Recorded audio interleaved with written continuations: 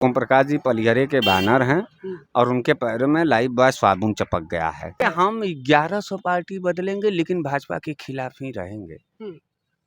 कभी थूकने तक नहीं गए, मूतने तक नहीं गए भाजपाइयों के यहाँ। तो आपको कसम है विद्या माई का, आपको कसम है इस माइक के तार का। हमारे साथ मौजूद हैं आज बनारस वाले मिश्रा जी, हम इनसे बातचीत करेंगे। आपका भी तो जुमला नहीं है ओम प्रकाश राजभर की तरह से, वो भी बोलते हैं, बयानबाजी आपकी तरह से कम नहीं है आपसे, बयानबाजी खूब करते हैं और घोषी उपचुनाव में भी किए हैं। तो आप भी कहीं फिर जुमला बोल देंगे, चुनाव हार जाए फिर अरे जुमला था ये तो। नहीं, हम लोग जुमला नहीं, हम लोग संघर्षी आदमी हैं। फिर लड़ेंगे, ऐलान करेंगे कि हार जाएंगे तो हार जाएंगे। हार ही तो रहे हैं 14 से लेकर अभी तक। तो क्या मिजाज में कोई कमी देखे हो क्या?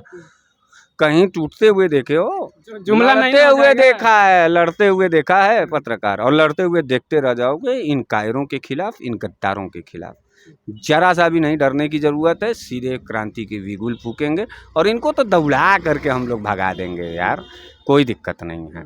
और आपको कसम है विद्या माई का, आपको कसम है इस माइक के तार का, वो तुम्हारे कैमरे का। हमको काहे कसम दे रहे हैं? देश का एहसान मानना, बेचना मत जमीर को अपने। अच्छा, इंडिया को जिताना। नहीं पूरे ये ऐसे आप हमको कहेंगे इंडिया को जिताना, क्यों हमें हमारे ऊपर दबाव बनाएंगे आप? पाकिस्तान को जिताओगे? नहीं, हम पाकिस्तान वो तो हमारा दुश्मन, हम उसका जिक्र नहीं तब इंडिया को ही ना जिताओगे यार। किसको जिताओगे? चाइना को, अमेरिका को, रसिया को? किसको जिताओगे? अब चुनावी पार्टियां हैं तमाम, राजनीतिक पार्टियां तमाम हैं। इंडिया को जिताओ ना यार, तिरंगे को जिताओ, संविधान को जिताओ, इंडिया को जिताओ। पाकिस्तानी फिरका परस्तों को मत जिताओ, पाकिस्तानी है सब। तुमको कसम है विद्या माई की, इस कैमरे की, इस माइक की। ऐसे कसम दे देकर आप जनता से अपील करेंगे? निश्चित रूप से, निश्चित रूप मजबूर करेंगे उन्हें। काहे मजबूर करेंगे? उनका स्वचेतना, तुम्हारी चेतना जगाए हैं पत्रकार। अब देखो तुम्हारे चेहरे पर क्या चमक आ गई है और क्या तुम्हारे अंदर रुतबा आ गया है। सच्चाई थोड़ा सा बोले हो, देखो तुम्हारे अंदर एकदम परकंता हो गए हो तुम। बेस्ट ऑफ लक, अच्छी पत्रकारिता करिए और देश के मुद्दे पर, देश के सवालों पर आप अपनी आवाज़ को प्रखर करिए। कभी भी शासन सत्ता से मत डरिए, चाहे भाजपा का हो, चाहे कांग्रेस का हो, चाहे सपा का हो। खिलाफ हमेशा रहना चाहिए और विद्रोह की कलम चलनी चाहिए। चौथा स्तंभ का आपने जिक्र किया, चौथे स्तंभ पर इन लोगों को भरोसे नहीं है। 14 लोगों को प्रतिबंध लगा दिए। अब बताइए, अगर चौथे स्तंभ पर भरोसा होता तो इतना बड़ा निर्णय लेता है इंडिया गठबंधन? क्यों नहीं लेंगे जी, कलंक लेंगे आप, कलंक हैं। चौथे स्तंभ के आड़ में आप देश को जला देंगे, लगता है आपको? दिल पे हाथ रखो ना, हम बार बार प्रैक्टिकल बात करना चाहते हैं, राजनीतिक नहीं। तुमको लगता है वो 14 लोगों का एपिसोड देखना चाहिए, या तुम्हारे घर के बच्चे देखें, या तुम्हारे घर की महिलाएं देखें, या बुजुर्ग देखें? क्या बनाना, क्या मतलब आप डिसाइड करेंगे? आतंकवादी बना देंगे, वो बम थमा देंगे, वो मस्जिद के बाहर तुमको हनुमान चालीसा पढ़वाएंगे। उनका जैसा का बेटा कभी मस्जिद के सामने नहीं पढ़ा हनुमान चालीसा, कभी बजरंग दल के रैली में तो नहीं देखे जैसा को अमित शाह का बेटा, पंकज सिंह को, तमाम अनुराग ठाकुर को। खाली हमारे तुम्हारे जैसे गरीब गुरबे और दलित और पिछड़ों के बेटे जो है कि धर्म का झंडा उठा करके मस्जिद के सामने गला कटवा दें और खून बहा करके इनको राजनीतिक सत्ता दिलवा दें। अरे कब तक अखियाँ फोड़ के बैठोगे गोदी मीडिया? ठीक हो जाओ, देश की ज़रूरत है, देश तड़प रहा है यार। क्यों ऐसा कर रहे हो? क्या किया है इस इंडिया के लोगों ने आपके साथ कि इतना बुरा गद्दारी कर रहे हो? मत करो मित्र, इंडिया को जिताओ और आगे बढ़ो। ओम प्रकाश राजभर जिस तरीके से घोषी में तमाम तरीके के दावे किए, तमाम तरीके की बयानबाजी किए, मुख्यमंत्री भी आते हैं और उप मुख्यमंत्री भी, बीजेपी के तमाम मंत्री आते हैं, अखिलेश यादव भी आते हैं, लेकिन वहाँ पर जीत हुई सुधाकर सिंह की, समाजवादी पार्टी की। तो ओम प्रकाश जो तमाम तरीके की बयानबाजी कर रहे थे, तमाम तरीके की दावा कर रहे थे, यहाँ तक अब कहा जा रहा है कि ओम प्रकाश ही इस्तीफा दिलवाए थे दारा सिंह को कि चलो भाजपा मंत्री बनवाएंगे। ये सब जानकारी आपको है? हाँ, पूरा मालूम, पूरा सही मालूम है जो है। और जहाँ जहाँ ओम प्रकाश जाते हैं वहाँ की लुटिया डूब जाती है। तो ओम प्रकाश जी पलिहरे के बैनर हैं और उनके पैरों में लाइफ बॉय साबुन चपक गया है। वो सरकौआ नेता हैं, सरकौआ नेता हैं। अच्छा, लोग पार्टी नेता पार्टी काहे बदलते हैं? पार्टी इसलिए बदलते हैं क्योंकि उनको लालच ये है खाली मिनिस्टर बनने का। वो ना बार्गेनिंग पॉलिटिक्स करते हैं। वो हमेशा ओम प्रकाश जी का ये इतिहास रहा है कि वो हमेशा जो है खरीद फरोख्त की राजनीति करते हैं। अपने बेटे को सांसद बना देना चाहते हैं और उन्हीं का बेटा एमएलसी बन जाए, वो खुद मंत्री बन जाए, बस इतना छटपटा कुल मिलाकर नेता पार्टी इसीलिए बदलते हैं, अपने फायदे के लिए बस बदलते हैं। मुझे ओम प्रकाश जी तो खास करके यही मुझे जहाँ तक जानकारी है आपके बारे में कि आप पहले कांग्रेस में थे, आपको टिकट नहीं मिला, आप ओवैसी की पार्टी में आए, वहाँ टिकट लिए आप, फिर उस पार्टी को छोड़कर आप अपना दल कैमराबादी में अभी आ गए हैं, अब तो गठबंधन के साथ है। भाजपा में नहीं गए, लेकिन क्या भरोसा है, तीसरी पार्टी में आप जा चुके, क्या भरोसा है? हम 1100 पार्टी बदलेंगे लेकिन भाजपा के खिलाफ ही रहेंगे।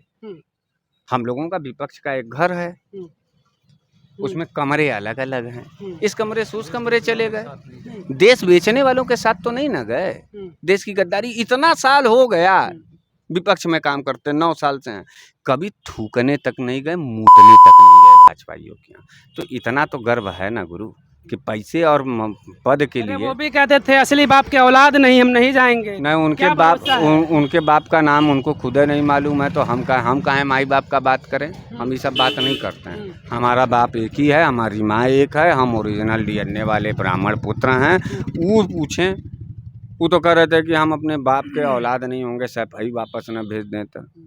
तो ओम प्रकाश जी छटकौआ नेता हैं, बताए ना, सरकते हैं बेचारे। लेकिन आप भी फायदे के लिए पार्टी बदले हैं कि नहीं, ईमानदारी से बताइएगा। आप हमसे बड़ा सवाल हमसे कर रहे हैं। हम विचारों के लिए लड़ रहे थे, अब विचारों के लिए लड़ेंगे। और एक बात बताओ, कांग्रेस में आप पहले थे, अभी फिर कांग्रेस से गठबंधन है आपका। हाँ, तो कहाँ गए, कहाँ गए? भाजपा में भागे थे, उसमें से कहाँ आप भाग गए? आपका ये सवाल तब वाजिब रहता जब हम भाजपा में चले जाते। अभी आपकी बात की अहमियत नहीं, आपके व्यूअर भी यही कहेंगे कि यार फालतू पत्रकार। पार्टी तो बदले, क्या भरोसा, इसलिए क्या भरोसा ये बरकरार रहे गठबंधन, क्या भरोसा ये बरकरार रहे गठबंधन? और नहीं रहेगा तो फिर अपना दल का मेरावादी में खड़े रहेंगे, है ना।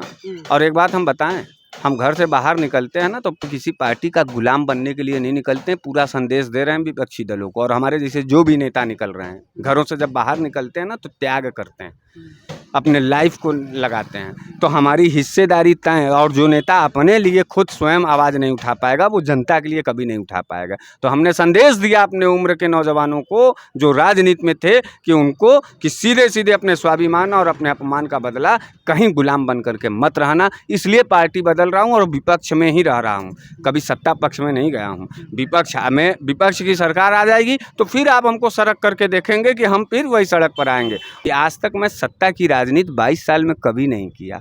मैं हमेशा विपक्ष की राजनीति करता हूँ, सड़क पर रह करके जनता की आवाज़ को उठाता हूँ। तो जाते जाते एक बार क्रांतिकारी सलाम करके जाइएगा। हमारे जूनियर जितने नेता हैं ना, जय श्री राम कह करके ठेका पट्टा मलाई और फार्चूनर से घूम रहे हैं। और आज भी हम लोग पूरे बनारस में इसी बात से हमारी पहचान है कि अगला आदमी ईमानदारी है, न ठेकेदारी है, न दलाली है, न कब्जेदारी है, न रंगदारी है। और इसके बावजूद भी इस शासन और सत्ता के खिलाफ विद्रोह का भी गुल फूकते हैं। 22 साल में आप विपक्ष में ही रहे हैं। हाँ। सत्ता में आ जाएगा इंडिया गठबंधन, फिर विपक्ष में जाएंगे, विपक्ष में जाएंगे, विपक्ष में ही रहेंगे एकदम यार। जनता, अरे शासन सत्ता में हम तब जाएंगे ना जब हम कुछ करने लायक रहेंगे। हम जानते हैं कि आप जैसा पत्रकार हमारा साथ नहीं देगा, क्योंकि हमारे पास रुपया नहीं है। हम क्यों हार रहे? 2 बार चुनाव लड़े, क्यों हार गए? पैसे की कमी थी, हमारे को मानते हैं, संसाधन की कमी। अरे भाई, दलाल नहीं है तो कहाँ से पैसा आएगा? ठेकेदार नहीं है तो कहाँ से पैसा आएगा? कब्जेदार नहीं है तो कहाँ से आएगा? भूमाफिया नहीं है तो कहाँ से आएगा? बताओ ना पत्रकार। और जितने लोग लड़ रहे हैं उनके पैसा का अगर आप आकलन करेंगे, देख लीजिएगा। हमारी गरीबी हमारी ईमानदारी की वजह से है, हमारी जलालतें हमारी वफादारी की वजह से। हमारे जैसा ईमानदार और वफादार नेता खोज लेना पूर्वांचल में, आना नहीं। वफादारी और ईमानदारी की बदौलत बन जाएंगे आप विधायक, जो भी सपना आपका होगा विधायक मंत्री बनने का। के बड़े नेता हैं ना, कहाँ आए हैं आप हमारा इंटरव्यू लेना? कहीं ना कहीं आपके भी जहन में ये सवाल होगा ना कि अरे चलो उतना दूर से आप आए, 24 घंटे के बाद शायद आपको हम इंटरव्यू दे पा रहे हैं। कहिए ही मीडिया में, सही है। हाँ। 24 घंटा आपने हमारा इंतजार किया और तब हम आपको समय दे पाए। और जब आप आए थे तो उस वक्त भी हम तमाम मीडिया वालों से घिरे हुए थे। तो गुरु कहीं ना कहीं कुछ न कुछ तो था जो आपके भी अंतरात्मा को खींच के लाया मेरे पास। बताओ, दिल पर हाथ रख कर के मेरा चेहरा, मेरा संघर्ष देखने के बाद क्या मैं आपको दलाल दिखता हूँ? क्या मैं कब्जेदार दिखता हूँ? क्या मैं खेमा बदलने वाला दिखता हूँ? क्या मैं आपके मोरल को डाउन करने वाला दिखता हूँ? या मैं इस समाज के साथ गद्दारी करने वाला नेता दिखता हूँ? बताओ पत्रकार, तुमको कसम है इस धरती की, इस आसमान की। नहीं, आप बिल्कुल आपकी पहचान, जिससे मैंने शुरू में ही जिक्र किया कि आप बेबाकी से बात करते हो। गांधी कभी चुनाव लड़ा था? नहीं लड़े थे। क्या हैं आपके देश के राष्ट्रपिता? छोटका चच्चा स्वीकार कर लेना हमको भी।